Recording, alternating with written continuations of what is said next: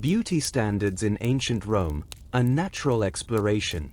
Let's wander through the sun-baked streets of Rome, not with the script of a film, but with the quiet observation of a visitor moving through the forum, catching glimpses in polished bronze mirrors, smelling the oils drifting from bathhouses, and overhearing the murmured judgments and praises of a society deeply concerned with appearance. To understand Roman beauty is to understand Roman values, order, discipline, social status, virtue, and the constant negotiation between natural endowment and artificial cultivation. Beauty was never just about aesthetics, it was a language. A language of power, morality, and identity. What was considered beautiful in a Roman patrician woman differed from what was admired in a plebeian man, which differed again from the ideal for an emperor. Beauty standards were not monolithic, but a complex tapestry woven from threads of Greek influence, Etruscan heritage, practical necessity, and ever-shifting imperial whims.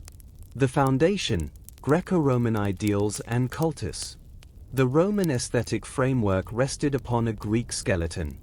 The Greek ideals of symmetry, harmony, and proportion symmetria were deeply absorbed.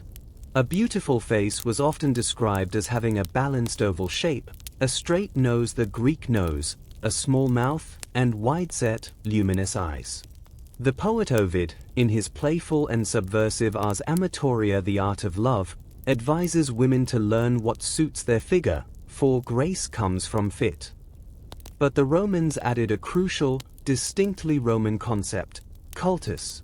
This term encompassed the entire regimen of cultivated beauty, the artful grooming, dressing, and adornment. It was the disciplined application of order to the raw material of the body.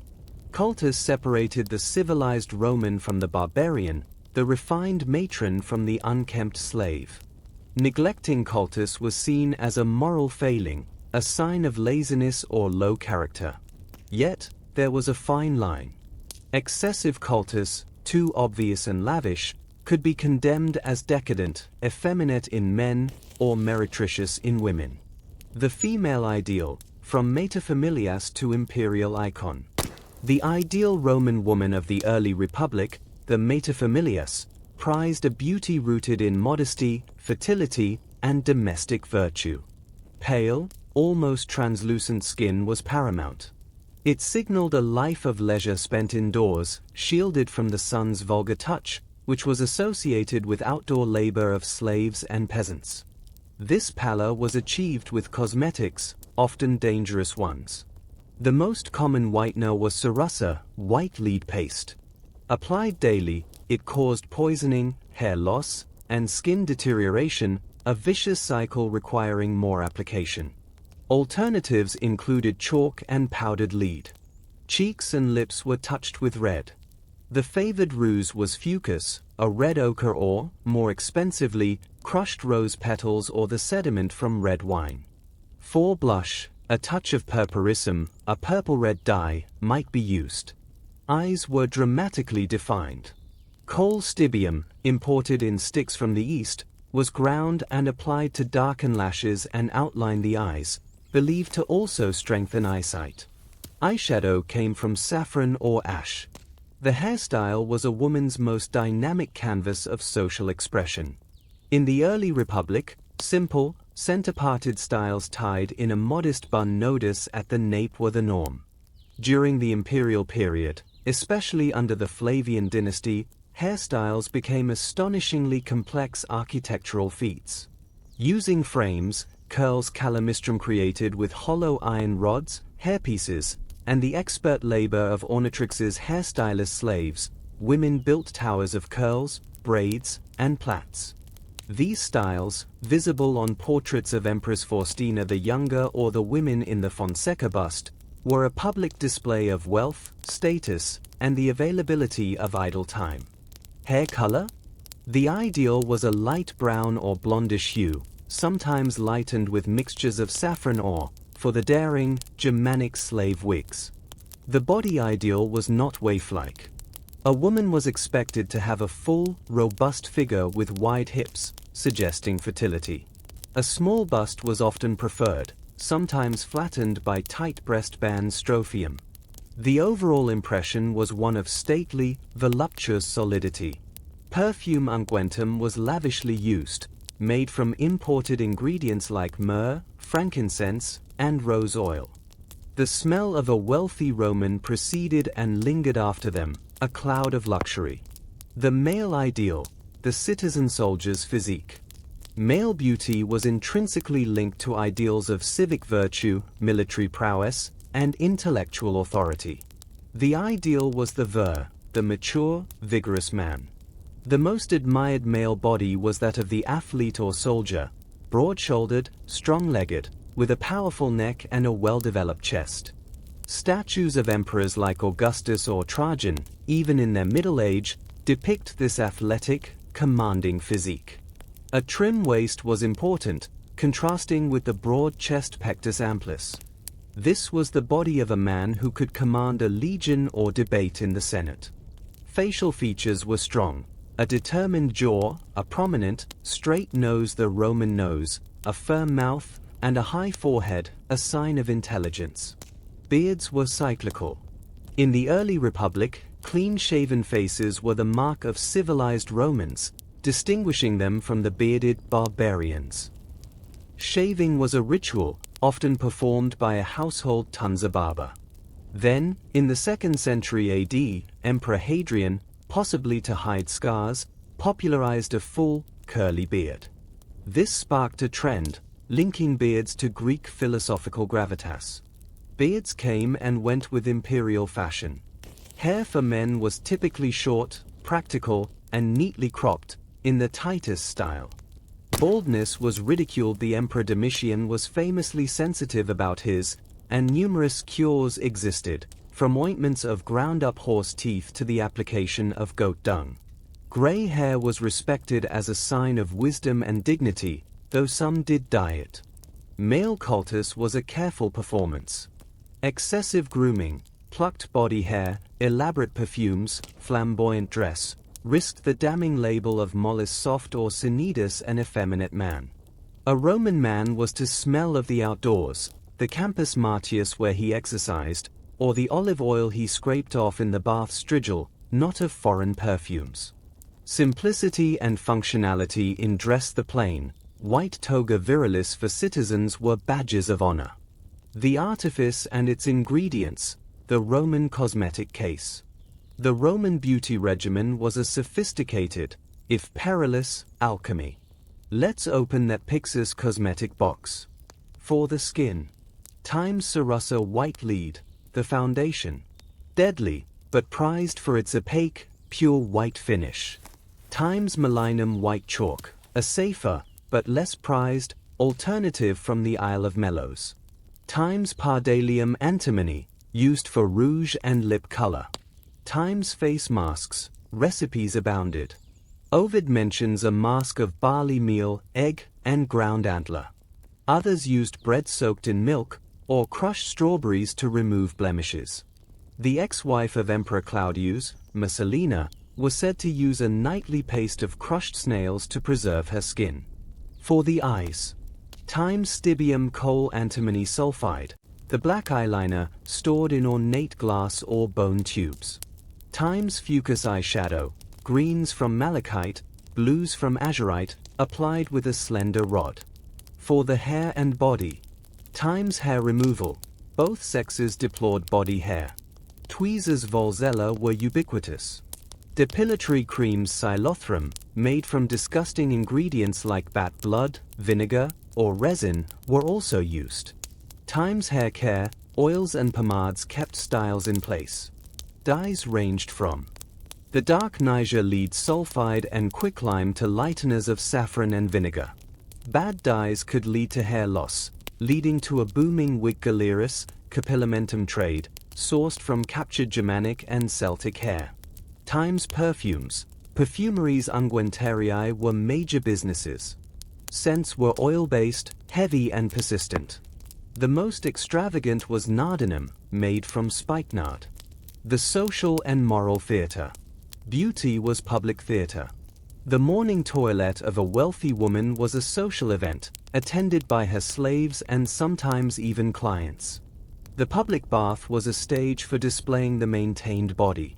The toga, its precise drape and brilliant whiteness achieved with fuller's earth and smoke, announced a man's citizen status and fastidiousness. But this theater had its critics. Satirists like Juvenal and Martial savagely mocked the hypocrisy and danger of cosmetics.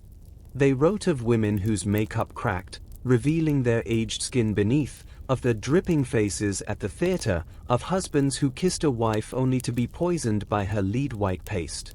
Philosophers, particularly the Stoics like Seneca, condemned cultus as a distraction from virtue, a slavery to fashion. The natural face, they argued, was the honest one. For the non-elite, beauty standards were a scaled-down reality. A shopkeeper's wife might use simpler ochres for rouge, bean flour to lighten her skin, and have a much simpler hairstyle. A slave had no cultus of their own. Their appearance was a direct reflection of their owner's wealth and status. A neat, strong, clean slave was a valuable advertisement. Evolution and legacy, from Republic to late Empire. Beauty standards evolved with the Empire. The austere, modest ideals of the early Republic gave way to the lavish, Hellenized styles of the late Republic. The imperial period saw peaks of elaborate female coiffures and the importation of Eastern luxuries. By the late Empire, as Christian morality took hold, the overt, painted artifice of the past came under fierce attack. Church fathers like Tertullian condemned the painting of the face as the work of the devil, a falsification of God's creation. The ideal shifted toward a plain, clean, and modest appearance, signaling piety rather than worldly status. The elaborate cultus of the pagan world faded, though the desire for cleanliness, grooming, and a presentation of health never disappeared. In the end, to look upon a Roman face, whether in a fresco from Pompeii, a marble bust in the Capitoline Museum, or the lined visage of a philosopher's portrait, is to see more than features. It is to see a set of choices. Choices about social standing, about cultural allegiance, about the balance between nature and art. Their beauty standards tell a story of a society that worshipped order but reveled in luxury, that feared decay but courted danger in its remedies, and that understood, perhaps better than any, that the face presented to the world is always, in part, a crafted thing. A thing of both pride and pretense, etched in lead, stone, and the pages of history. Let's continue our exploration beyond the individual face and body, into the spaces where these standards were enacted, contested, and commodified. The Roman relationship with beauty was not confined to the private cubiculum bedroom where the ornatrix applied her paints. It was a public performance, a commercial engine, and a philosophical battleground. The spaces of cultivation, baths, barbers, and the taberna of appearances. Beauty was not a solitary pursuit. It was cultivated in specific, socially charged spaces. The Thermae bath complex. More than just a place to get clean, the baths were the epicenter of Roman cultus. Here, the body was not just washed but transformed. The ritual was elaborate, exercise in the Palestra gymnasium to tone the physique, then progression through the Caldarium hot room, Tepidarium warm room, and Frigidarium cold pool. The heat opened pores, dirt and dead skin were scraped away with a strigil, and the body was anointed with oils, simple olive oil for the modest, expensive imported oils like lily or spikenard for the wealthy. The bath was a great social leveler, but also a stage for display. One observed the physiques of others, noted grooming habits, and inhaled the layered scents of the crowd. It was a sensory education in contemporary ideals. The Tons Trina barber shop. For the Roman man, the barber shop was a crucial, if sometimes dreaded, hub. It was a noisy, public place of gossip, news, and potential humiliation. A shave was not a quick task. The razors were bronze or iron, often dull, and nicks were common.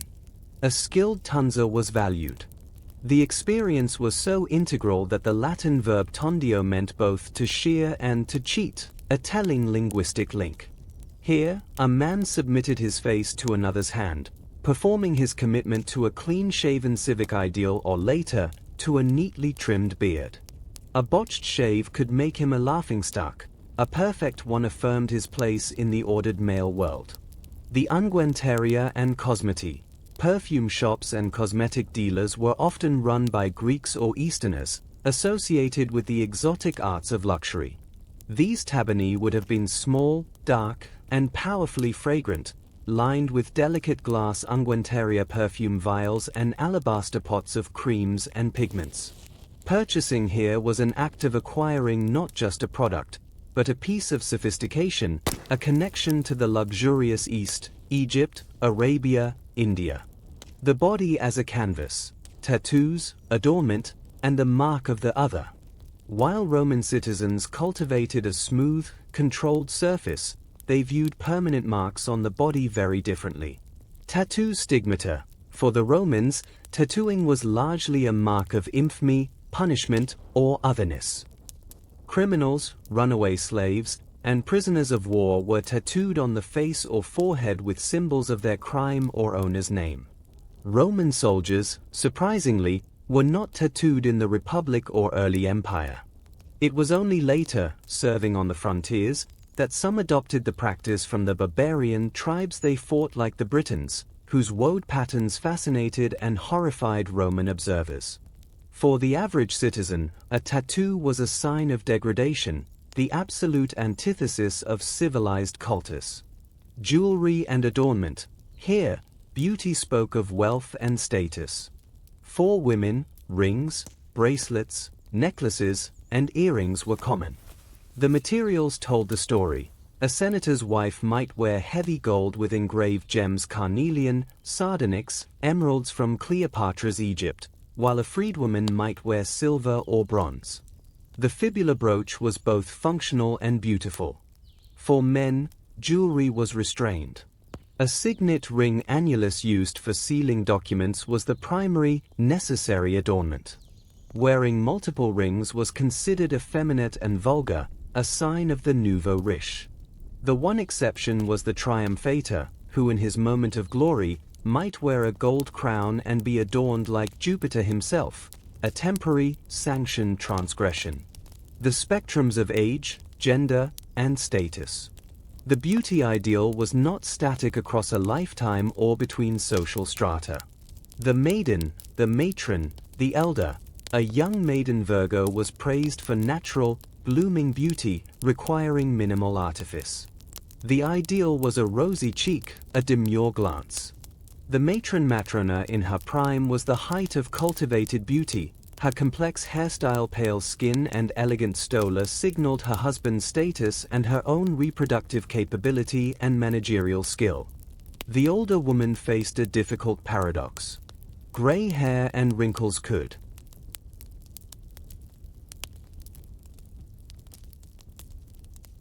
be marks of dignity, gravitas, and auctoritas, especially in a revered figure like Cornelia, mother of the Gracchi. But the culture's deep fear of decay meant that the older woman who tried too obviously to recapture youth with paint and wigs was a stock figure of ridicule in satire.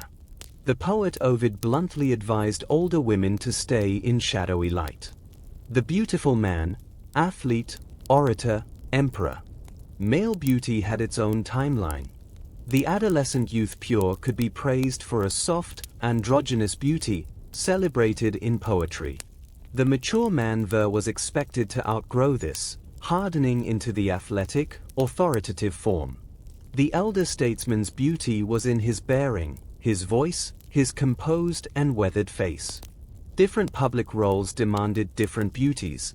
The gladiator's body, scarred and powerful, was an object of raw, sexualized fascination for some, but not the civic ideal. The orator's beauty was in his commanding posture and resonant, controlled voice. The emperor's image, on coins, in statues, was a carefully crafted blend of ageless vigor, godlike serenity, and military sternness, a beauty that was political propaganda.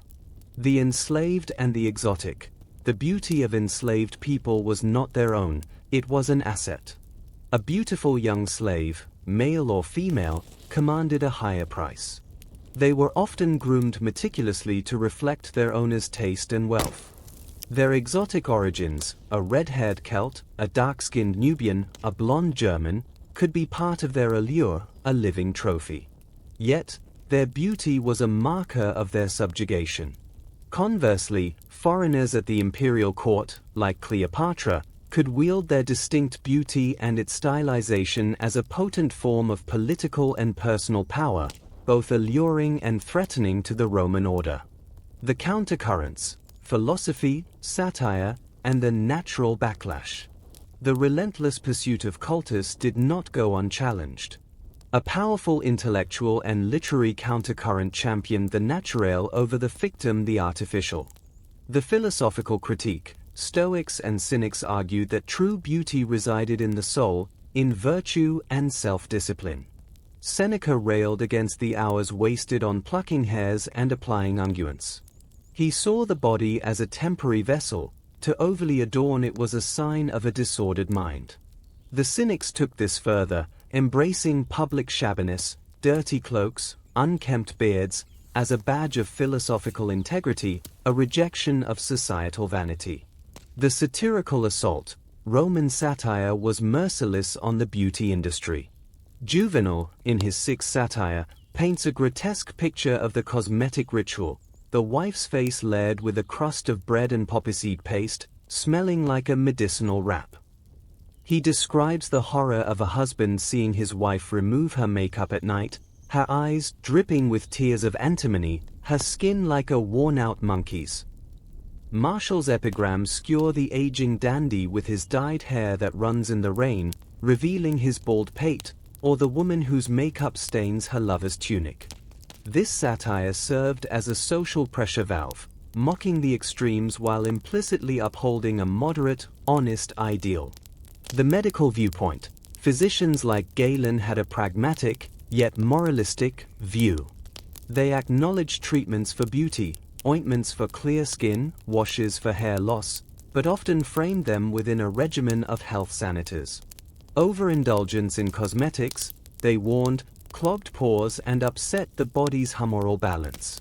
True beauty, they suggested, was an outgrowth of good health, achieved through diet, exercise, and moderation, not through poisonous pastes. The legacies in stone and word. We see these standards frozen in time. The veristic portraits of the Republican era, warts, wrinkles, bald spots and all, speak to a value on stern character and experience over Hellenic prettiness. The idealized, ageless portraits of Augustus show beauty as political instrument. The Flavian women's intricate hairstyles in marble demonstrate the sculptor's skill in capturing the latest fashion. Wall paintings from Pompeii show women with finely painted faces, holding mirrors. In literature, the descriptions are equally vivid. In Petronius's Satyricon, the grotesquely wealthy freedman Trimalchio embodies the wrong kind of cultivation: his ostentatious rings, his shaved body rubbed with oil, his performance of a luxury he doesn't understand. In love poetry, Catullus's Lesbia and Propertius's Cynthia are beautiful, but their beauty is dynamic, described in moments: a glance, a footstep, a simplicity that feels more real than painted artifice. Conclusion: a reflection in a bronze mirror. So, what were beauty standards like in ancient Rome? They were a dialogue, a constant, often tense, conversation between nature and cultivation, between Greek ideal and Roman pragmatism, between public virtue and private vanity. They were a language spoken on the skin, through hair, and with scent. To be beautiful was to be in control of one's body, one's social presentation, and the message one sent to the world. It was to participate in the grand Roman project of imposing order on the chaotic raw material of life. But that order was fragile. The lead white poisoned the skin it was meant to perfect. The satire mocked the very rituals society demanded. The philosopher decried the vanity the culture celebrated. The beautiful young slave was a possession, his or her allure a function of their lack of freedom. In the end, gazing into a polished bronze mirror, a Roman saw more than a face. They saw a citizen, a matron, a master, a slave. They saw a set of choices constrained by gender, class, and era. They saw an ideal of pallor, symmetry, strength, and discipline that was always just out of reach, maintained only by daily, diligent, and dangerous artifice. It was a beauty that was deeply human, aspirational, fraught with contradiction, and forever conscious of the watching eyes of society. A beauty that was, in its own elaborate way, as monumental and as vulnerable as the city of Rome itself. We have walked the public spaces and heard the critics. Now, let's step into the intimate, unseen currents, the personal anxieties, the erotic dimensions, the economic machinery, and the spiritual undercurrents that gave Roman beauty its profound, often contradictory, weight. This is the domain not of the prescribed ideal, but of lived experience. The interior landscape, vanity, anxiety, and the mirror's gaze. The Roman mirror was not a neutral object. Made of polished bronze or silver speculum, it offered a wavering, tinted reflection. To look into it was to engage in a private moment of self-assessment, fraught with cultural pressure. Vanity voluptas and its discontents. The literary record is filled with characters obsessed with their own reflection. Ovid warns women that a preoccupation with the mirror breeds vanity. But the anxiety is more palpable than the vice. The fear was not just of ugliness, but of decay, the relentless advance of senectus old age. Wrinkles rugae, grey hair canities, and baldness calvitium were enemies to be fought with every available, often futile, remedy. The poet Horace writes of the aging coquette who plucks her grey hairs, only to be mocked by the ones that grow back. This created a market for endless promises, spells inscribed on lead tablets to restore a lover's hair, amulets against wrinkles, and the constant expensive application of creams and dyes. The mirror was both the diagnostician and the accuser. The erotic gaze, desire and the objectification of beauty. Beauty was intrinsically linked to eros. But the gaze differed based on gender and power. Times the female form as landscape. Poetic descriptions of female beauty often followed the Blason tradition, cataloguing body parts, snowy arms, ivory neck, rosy lips, feet like crafted ivory. This fragmentation could be celebratory in catalyst or reductive. The ideal female body in erotic contexts was smooth all-body hair removed, soft to the touch, and perfumed. Her beauty was a passive landscape to be admired and possessed.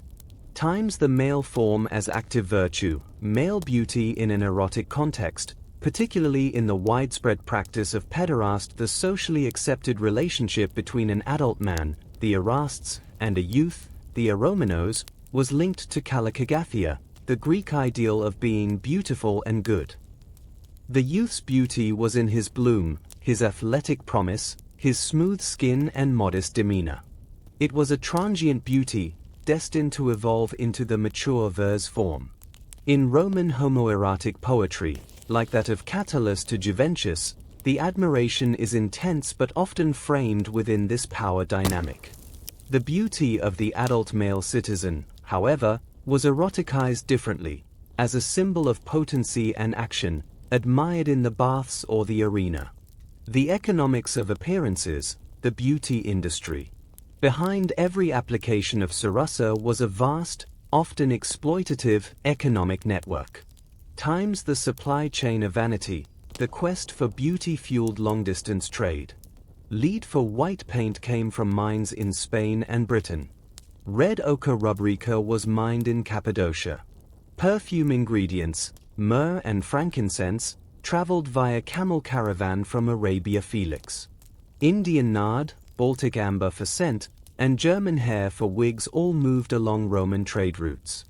This made beauty a globalized industry, connecting the face of a Roman matron to the labor of distant provinces and the suffering of miners and harvesters.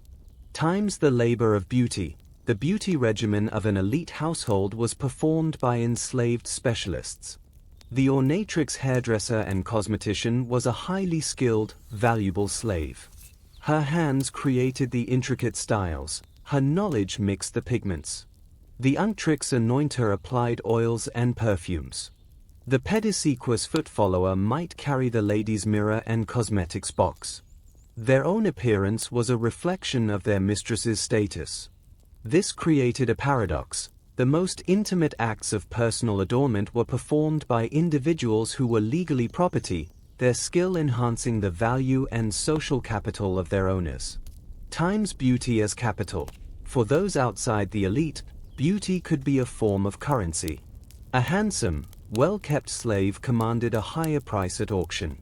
For a freedwoman or a courtesan meretrix, meticulous grooming was a professional necessity, an investment to attract clients or a patron.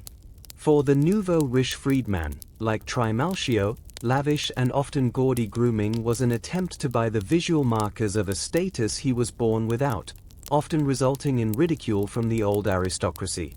The unseen forces, religion, magic, and the evil eye. Beneath the rational, ordered surface of cultus lay a deep undercurrent of superstition and spiritual belief. Beauty, because it attracted admiration, was also dangerously vulnerable.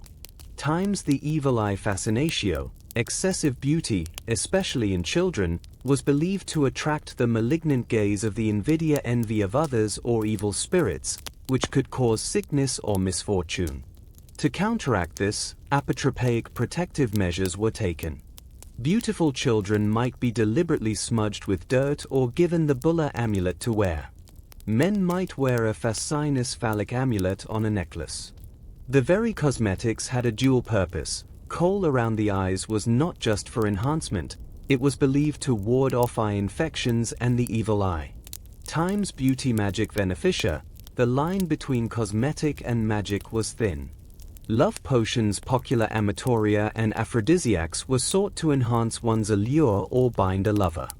More darkly, spells and curses depictions were used to destroy a rival's beauty, to make their hair fall out, their skin break out in sores, or their limbs wither. A surviving curse tablet from Bath, England, asks the goddess Sulis Minerva to curse the thief who stole a ring, wishing that he become as liquid as water. May he who has stolen it be defecated of blood and eyes in the sacred spring. The desired disfigurement of the thief is explicit. Times divine patronage. Beauty was under the protection of specific deities. Venus, of course, was the goddess of beauty, love, and sexual allure. But fortuna luck was also invoked for the good fortune of beauty. Bonardi, a goddess worshipped exclusively by women, oversaw female fertility, health, and by extension, the beauty that signaled it. Making offerings to these deities was part of maintaining one's aesthetic and social fortune. The body in flux, illness, disability, and the limits of the ideal. The relentless ideal of wholeness and symmetry made physical deviation a source of profound anxiety and stigma. Times disease and disfigurement. Skin conditions like psoriasis, leprosy, or the scars from plagues were seen as moral as well as physical blights. They were often hidden, when possible. The Emperor Claudius, who had a limp and a stutter, was ruthlessly mocked by the aristocracy for his lack of physical dignities. While he possessed immense political power, his body fell short of the ideal, a fact used to undermine him. Times disability and the unbeautiful. Congenital disabilities or injuries that resulted in lameness, blindness, or deformity placed an individual outside the sphere of beauty. They were often objects of pity, ridicule, or supernatural suspicion. They might be kept out of public view by wealthy families. The grotesque was a source of fascination. Dwarfs and individuals with unusual appearances were sometimes kept as pets in elite households for entertainment, a cruel inversion of the beauty standard where the unbeautiful became a curated object of curiosity. Times the aging body revisited. The fight against aging was the most universal struggle. It reveals the core Roman tension between acceptance of natural cycles and a desperate desire for control. The philosophical stance urged graceful acceptance. The social and erotic reality demanded a prolonged performance of youth. This battle was fought daily, in the application of paste to wrinkles and dye to gray roots, a poignant and often tragic effort to hold back time in a culture that worshipped youth and vigor. The echo in the provinces, Romanization and resistance. As Rome expanded, its beauty standards became an instrument of empire, a visual marker of Romanness. Times the provincial elite. In Gaul, Britain, or North Africa, local chieftains and wealthy families eager to integrate into the Roman system adopted Roman grooming. They built baths, imported Roman cosmetics and jewelry, and had their portraits carved in veristic or idealized Roman styles. A statue of a Gallo-Roman matron with a complicated Flavian hairstyle is a statement of political and cultural allegiance as much as personal taste. Times syncretism and resistance. This adoption was rarely total. Local traditions persisted. In Egypt, Roman women might adopt elements of Egyptian eye makeup. In colder northern provinces, the Roman practice of daily bathing and light clothing was often impractical and resisted. Some groups, particularly those conquered, might consciously retain traditional body markings, hairstyles, or tattoos as acts of cultural resistance. To wear one's hair in a Germanic knot or bear British tribal tattoos was to quietly refuse complete assimilation, to wear a different kind of beauty as a badge of identity. Epilogue. The fractured mirror. By the late Empire, the classical Roman ideal began to crack under internal strain and external pressure. The economic crises made the extravagant cultus of the past unsustainable for all but the very richest. More profoundly, the rise of Christianity attacked its very foundations.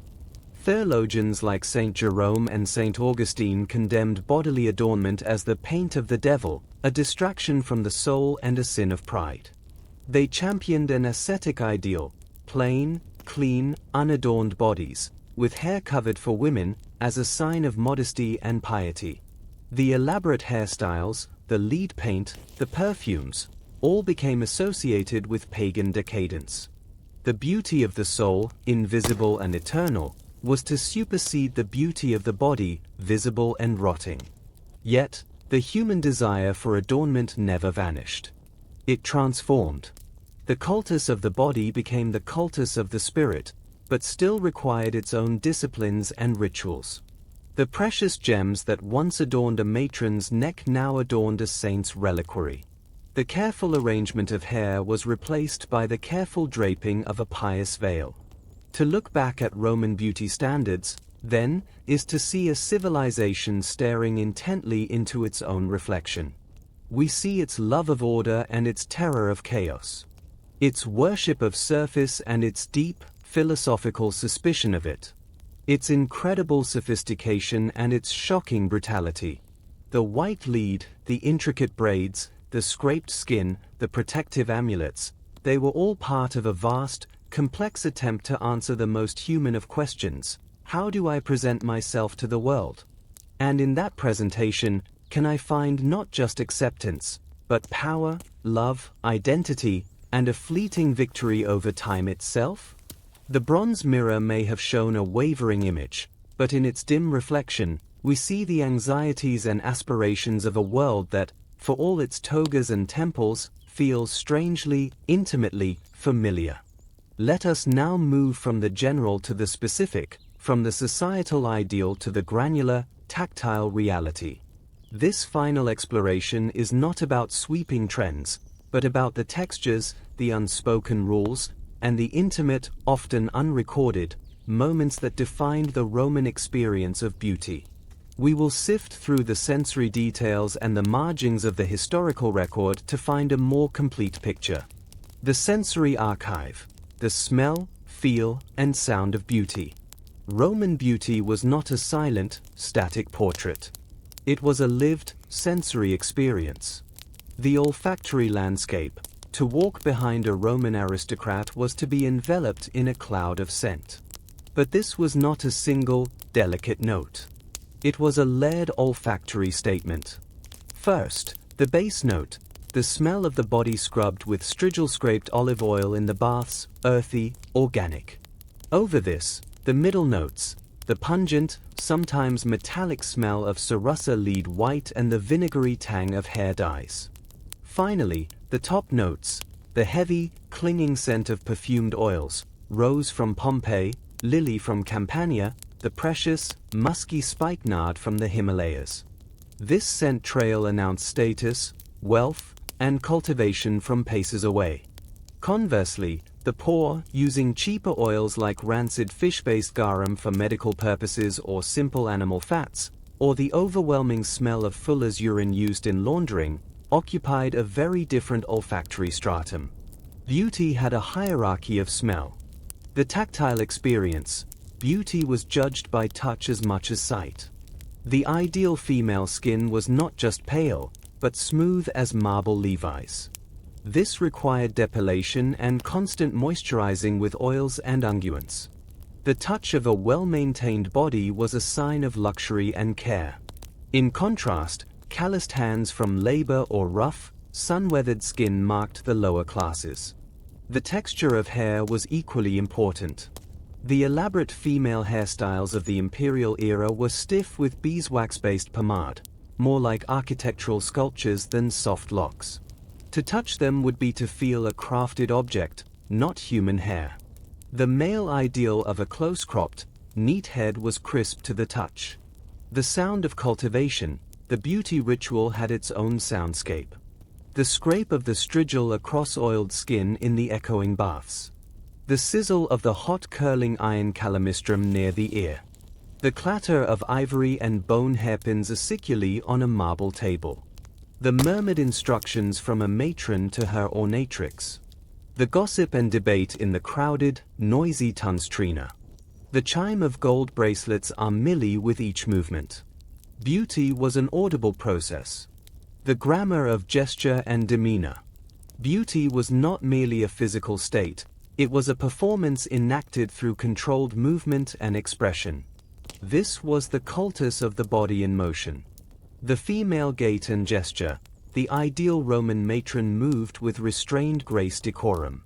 She walked slowly, with measured steps, her stola draping without flutter. Rapid, skittish movement was for slaves or children.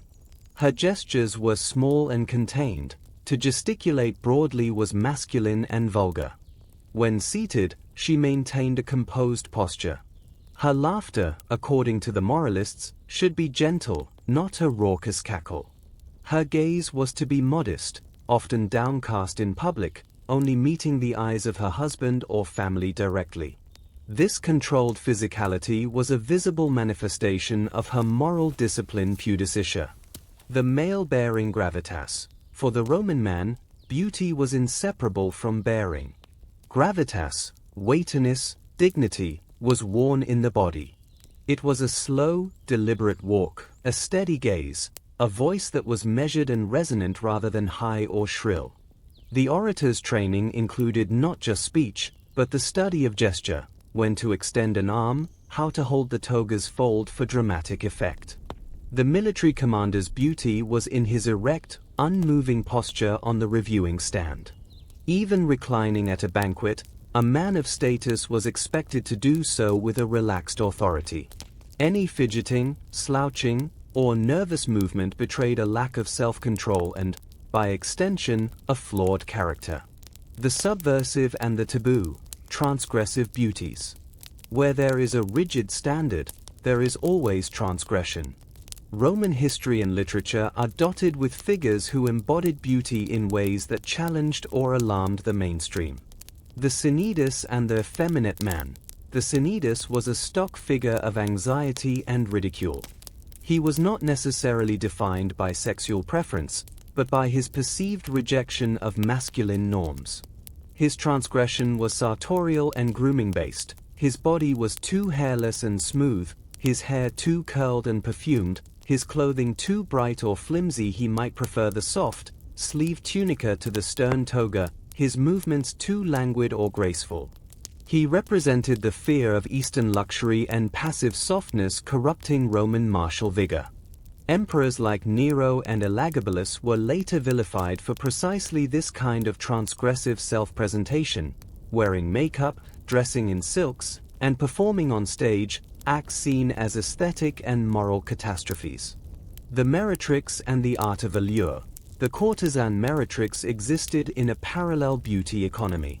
Freed from the restrictive expectations of the matrona, she could use beauty as an overt professional tool. Her makeup might be more dramatic, her clothing the toga was forbidden to her, so she wore a stola or more revealing Greek-style wraps more colorful and seductive her perfume.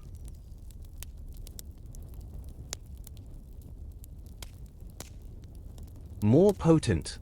She was an expert in the arts of dance, music, and conversation. Her beauty was active, commercial, and powerful, but it also placed her on the margins of respectable society. She was both desired and despised, a living embodiment of beauty's dangerous, immoral power. The barbarian allure. Roman literature is ambivalent about the beauty of barbarians. The captured Germanic youth with flowing blonde hair and tall stature, or the enslaved Briton with intricate tattoos, could be objects of intense fascination and desire. Their beauty was natural, uncorrupted by Roman cultus, and thus held a potent, exotic appeal. This allure, however, was always framed by their subjugation.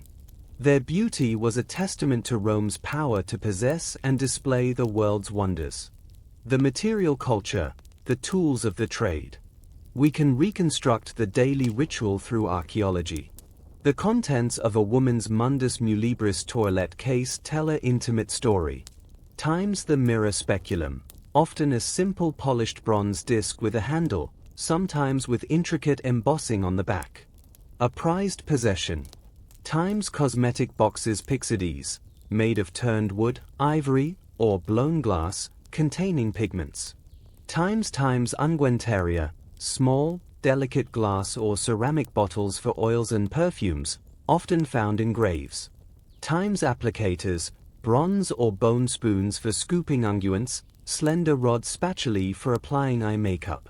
Times hair tools, long, sharp aciculae hairpins, sometimes with decorative heads, bone or ivory comps, curling iron rods.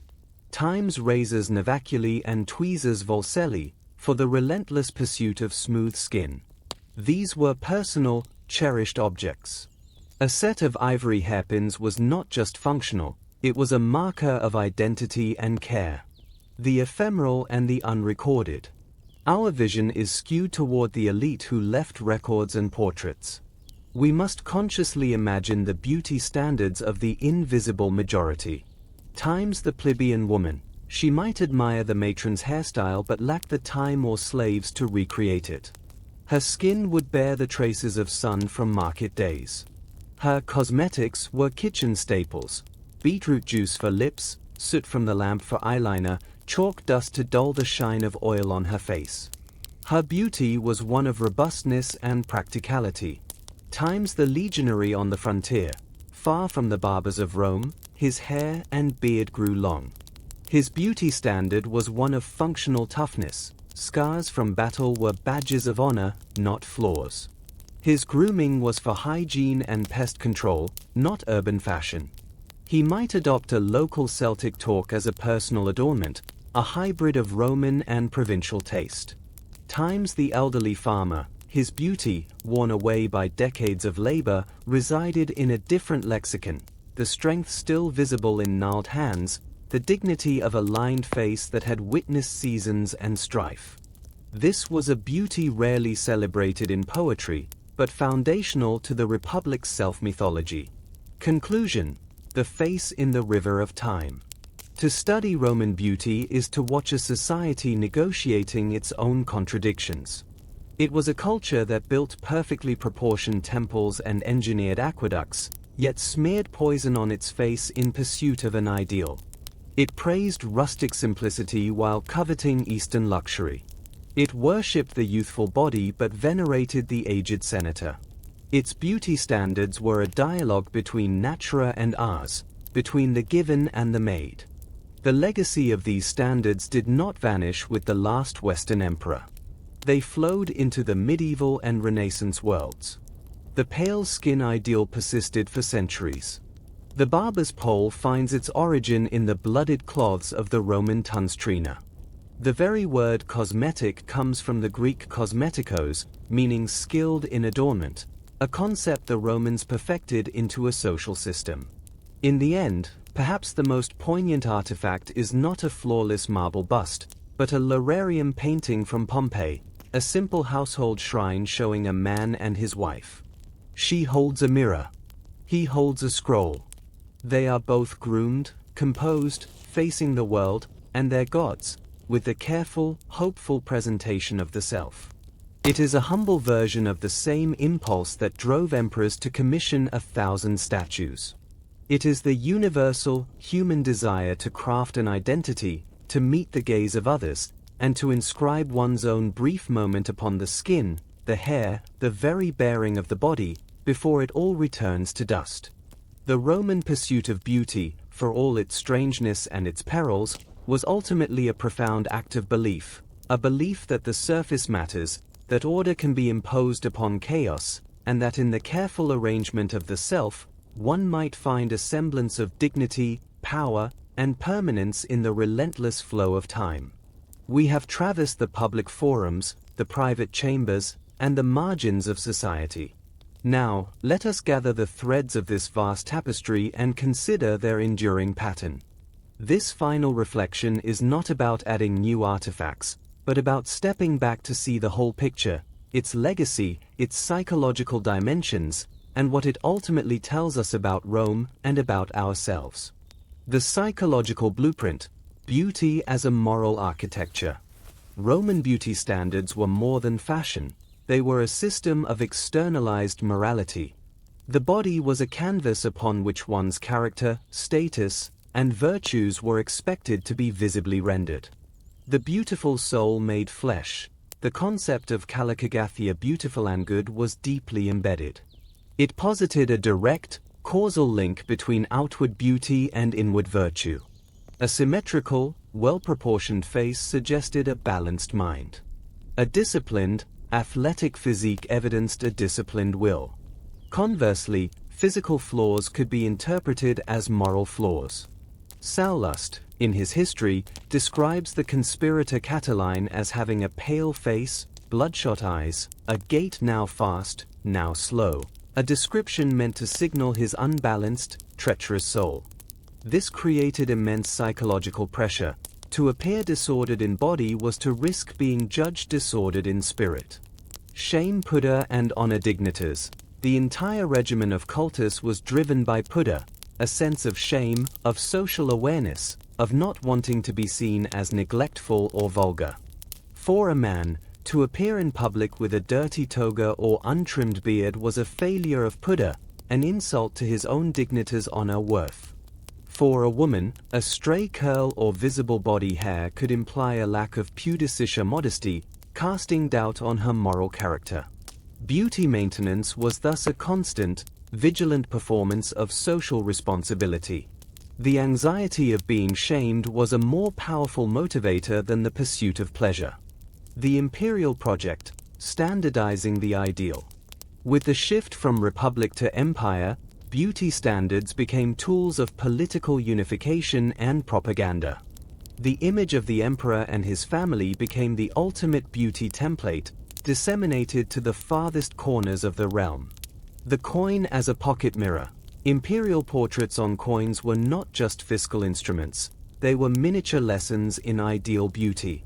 Augustus's ageless, serene, perfectly proportioned visage, with its distinctive cap of hair, was reproduced millions of times.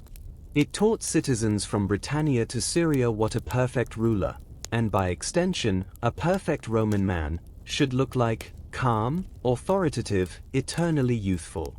Later emperors like Hadrian used their bearded likeness to promote a new, philosophical ideal. The coinage was a mass media campaign for a standardized aesthetic of power. The cult of the imperial family, the women of the imperial house set the fashion. Livia's modest, Republican-style Nodus hairstyle gave way to the intricate nests of curls favored by the Flavians. Faustina the Younger's distinctive, voluptuous beauty and elaborate braids were copied by elite women across the empire.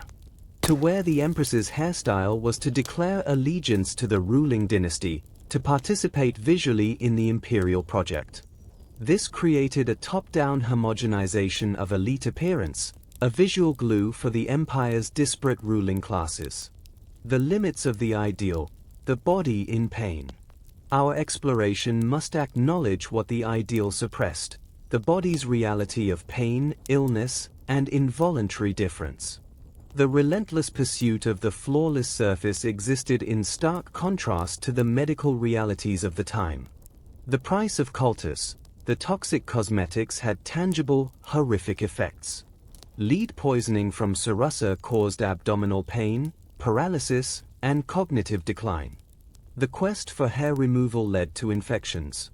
Perfumes could trigger migraines or allergic reactions. The beautiful face was often a mask hiding chronic suffering. This creates a tragic irony. The measures taken to achieve health and desirability as beauty was linked to health actively destroyed health. Beauty and disability revisited.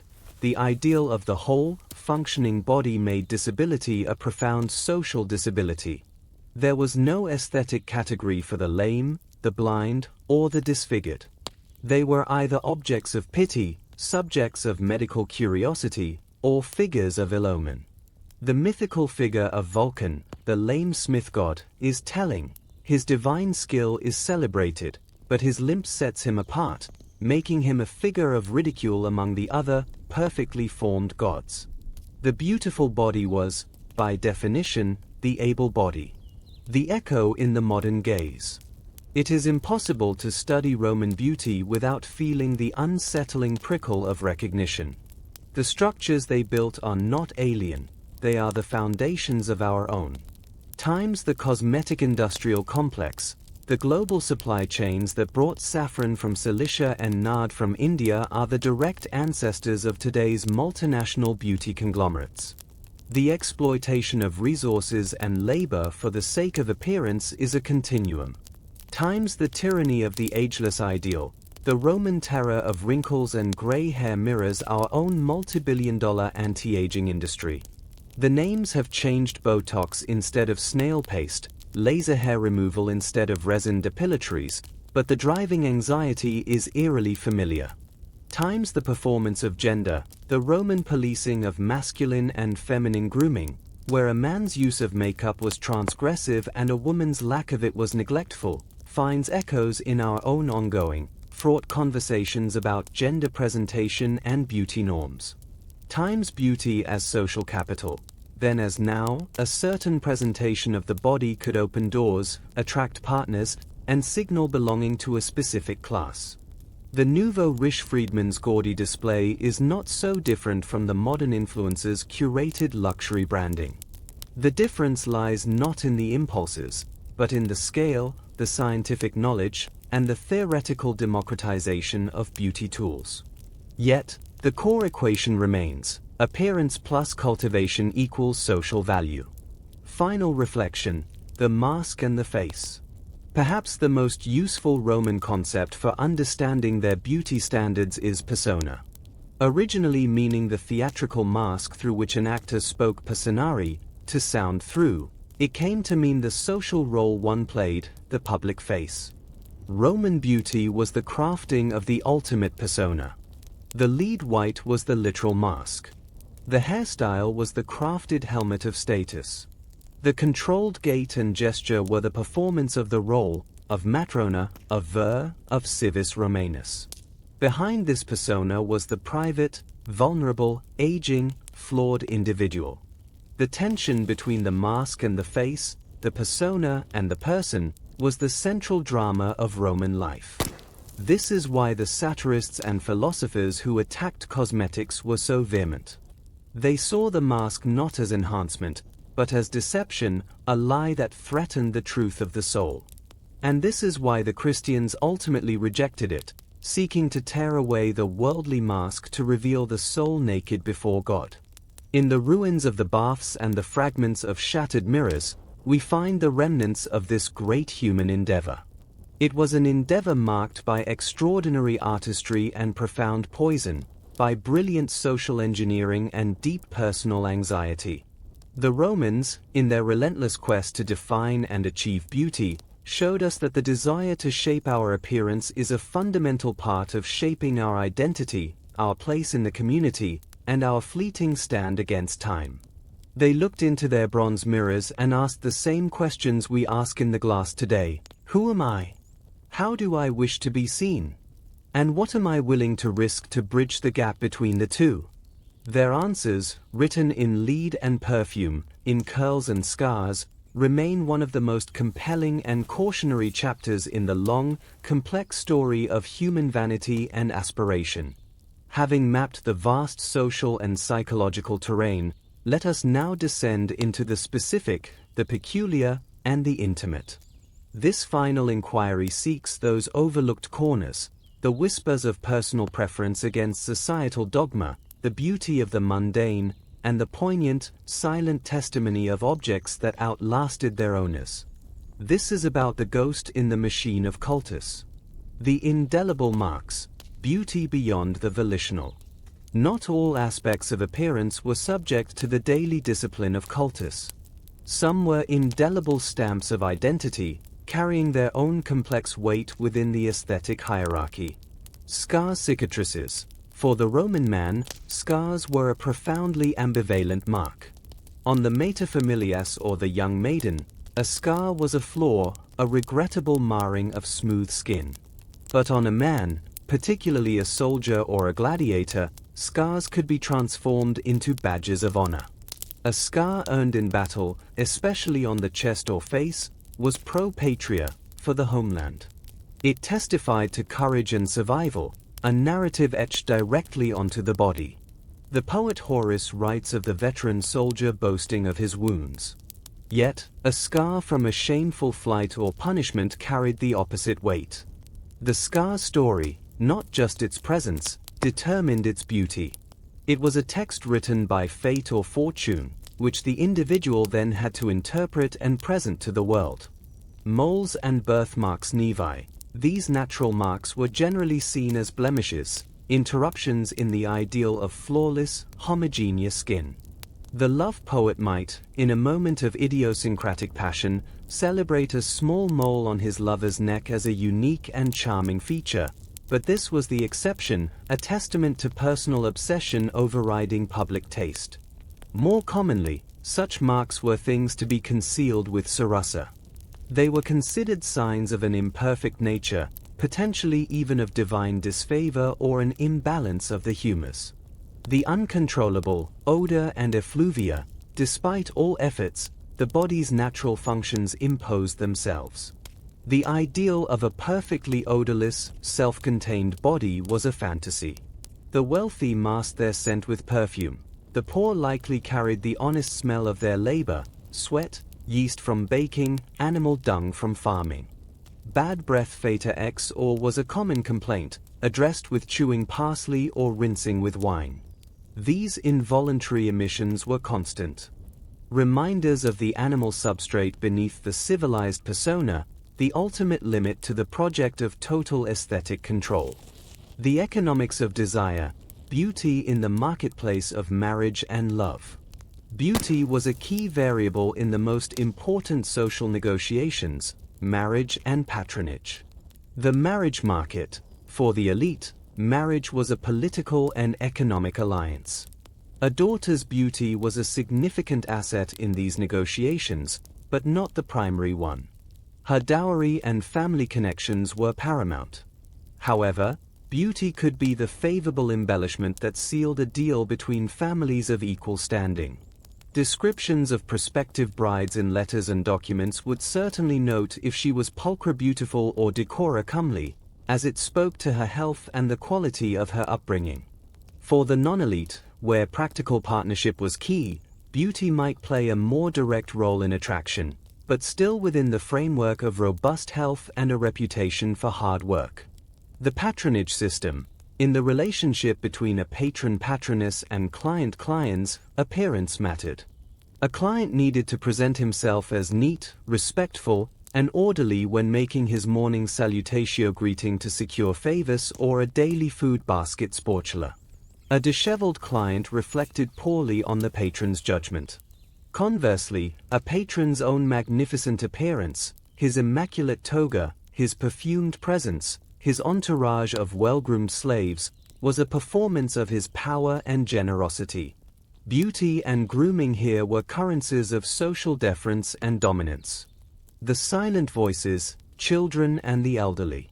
The beauty standards for those at the extremes of life reveal the Roman value system in its purest form.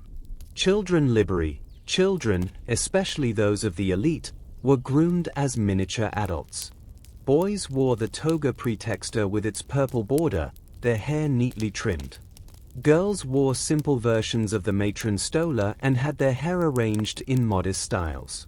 Their beauty was in their promise, their cleanliness, and their correct formation. There was a cult of the beautiful child, but it was often tinged with the pathos of mortality, as so many childhood funerary portraits show. Their adornment, like the bulla amulet, was primarily apotropaic, to protect the fragile vessel of future citizenship. The truly elderly senex, anus. Beyond the middle-aged matron fighting wrinkles lay the realm of the truly old. For men who had achieved high office, extreme age could be beautiful in its own right. The deep lines were seen as grooves worn by wisdom and service to the state. The bald head, the frail body, if accompanied by a lifetime of dignities, could command reverence. For the elderly woman anus, the cultural script was bleaker. Having passed her reproductive and managerial prime, her social value plummeted. The satirists depict her as a grotesque, lustful figure, her attempts at adornment pathetic. The philosophical ideal urged her to embrace austere simplicity, to become a venerable, sexless repository of family memory, a beauty stripped of all physicality, existing only in moral reputation. The unseen labor, the ornatrix and her world. We have spoken of the ornatrix as a tool. Let us consider her as a person. She was often a Greek or Eastern slave, her skill making her valuable. Her day began before dawn, preparing the mixtures, grinding pigments, compounding perfumes, heating the curling irons. Her hands touched her mistress's most intimate self. She was confidant and prisoner. Her own appearance was a paradox. She had to be neat and clean, demonstrating her skill, but never rival her mistress. She likely wore simple, functional clothing, her hair tied back practically. She possessed the arcane knowledge of beauty, which unguent soothed sunburn, which paste concealed a pimple, how to secure a tower of hair without pins showing. This knowledge was her power, however limited. A prized ornatrix might be manumitted, set up with a small shop to serve other wealthy women. In her hands, the abstract standards of the elite were rendered into daily, tangible reality. She was the anonymous artist of the Roman face. The legacy in fragments, what the ruins whisper. The evidence is not only in texts, but in the silent, often broken, artifacts. Times a worn bone hairpin found in the drain of a bathhouse, lost in the steam and chatter. Times a tiny glass unguentarium, no larger than a thumb, buried with a young girl, holding a perfume long evaporated. Times the soot-darkened ceiling of a tunstrina in Pompeii, from the constant flame that heated razors and tools.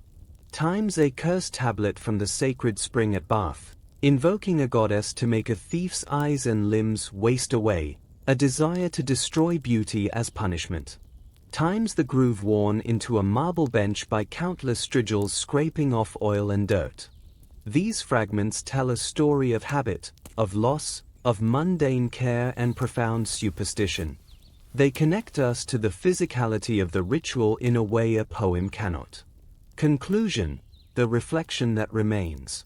In the end, the story of Roman beauty standards is the story of a civilization attempting to sculpt itself. It was an exercise in collective self-definition, using the human body as the primary medium. They imposed geometric order on curly hair, political harmony on facial features, and moral clarity on posture and scent. But the project was always, inevitably, haunted.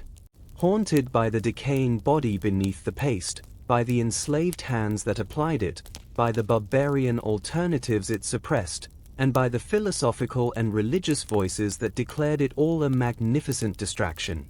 To understand these standards is to understand the Roman psyche: ambitious, orderly, hierarchical, theatrical, and deeply anxious.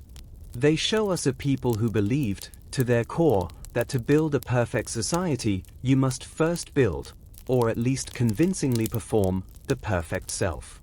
Their forums, their laws, their aqueducts were all of a piece with their curled hair and scarlet cheeks, testaments to a faith in the power of human design.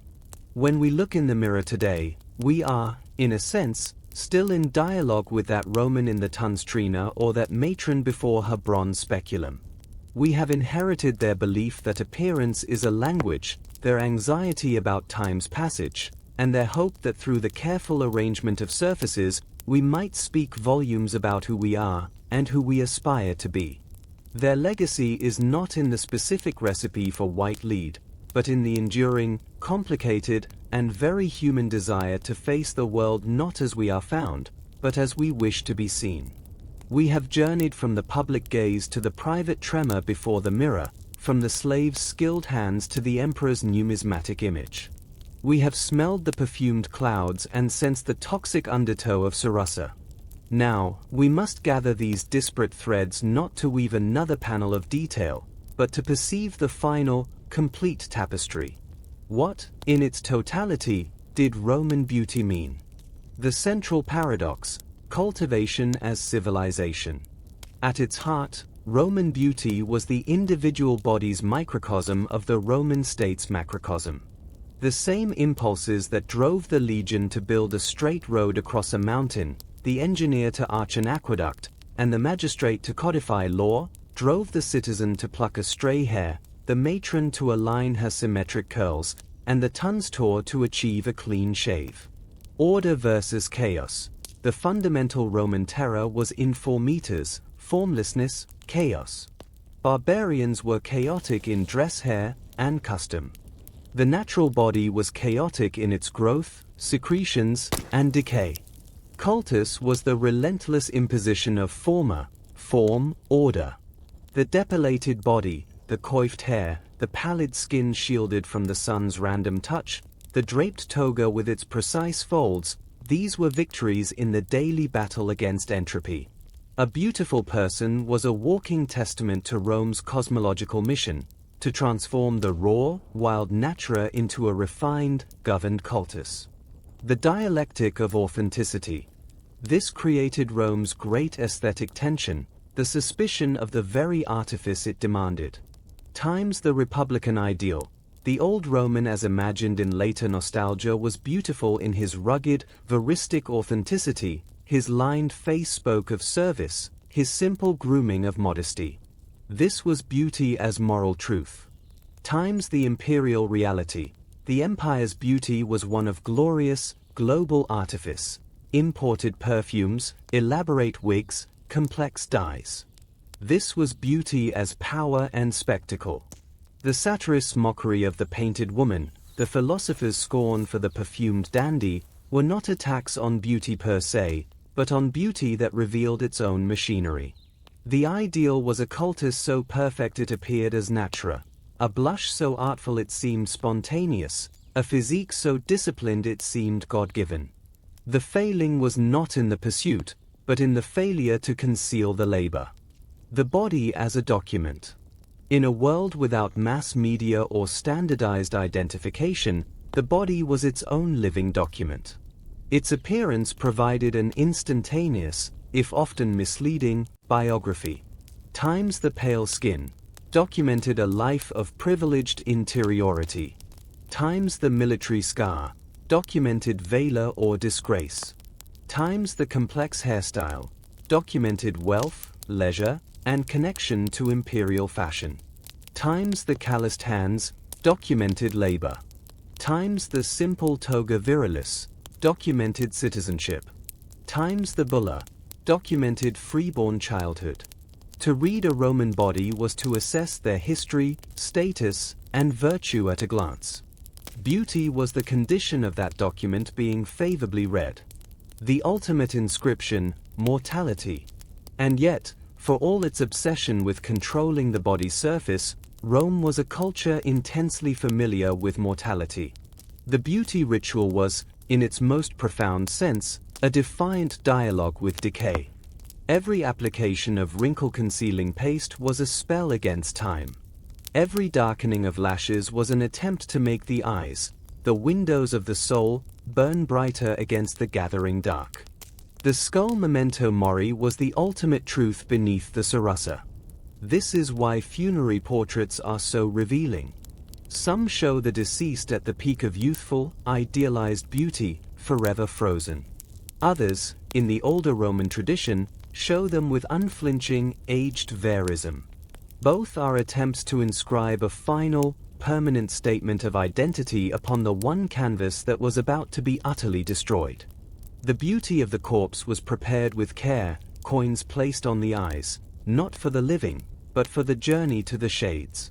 Even in death, the persona had to be maintained. A legacy not of ideals, but of questions. The Roman standard of beauty does not speak to us as a model to emulate. We do not seek lead-based foundation or view slavery as a viable grooming strategy. Its legacy is more philosophical than practical. It left us with the enduring questions that their civilization articulated with such stark clarity. Times, where is the line between self-care and self-destruction? The poisoned, beautiful face. Times, is the enhancement of beauty a celebration of the self or a deception of the other? The satirist's scorn. Times, can a society demand uniform standards of appearance without enforcing oppressive hierarchies? The toga as a tool of inclusion and exclusion. Times, is the controlled, civilized body more admirable than the natural one? The barbarian allure. Times, is the pursuit of beauty a virtuous discipline or a vain distraction from greater truths? The philosopher's debate. When we stand today before our own mirrors, in a world of billion-dollar skincare routines, ethical sourcing debates, and digital filters that offer a sarassa for the smartphone era, we are not in a new world. We are in the same echoing chamber, asking the Roman questions with new vocabulary. Let us close not with an empress or an emperor, but with a composite, imagined figure. She is a woman of the equestrian class, living in a provincial capital like Ephesus or Corinth. Her ornatrix, a Greek slave named Danae, has just finished her hair, a simplified version of the style worn by the Empress Sabina, conveyed via a coin portrait that arrived months ago. The style speaks of her connection to the center of power, thousands of miles away. She applies a sarassa from a Spanish mine, a rouge from Egypt, and coal from the east. Her perfume is a local copy of a popular Roman scent. She is a mosaic of the empire. She looks into her bronze mirror, and she sees a Roman matron. Her neighbors see a Roman matron. But in her gestures, a slight provincial accent of movement remains. In the blend of her cosmetics, a local preference persists. She is both a testament to the crushing, homogenizing power of the Roman ideal and a quiet vessel of resistance, of a self that peeks through the standardized persona. Her beauty is neither fully Roman nor fully local. It is imperial, a negotiated, living compromise between the demand from the center and the truth of the periphery. In her face, we see the entire project, glorious, artificial, fraught, and profoundly human. She is the civilization made flesh, an idea worn on the skin, a prayer against time whispered with every stroke of the brush. And in her silent, daily ritual, the vast, complex, contradictory world of Roman beauty finds its most enduring and eloquent expression.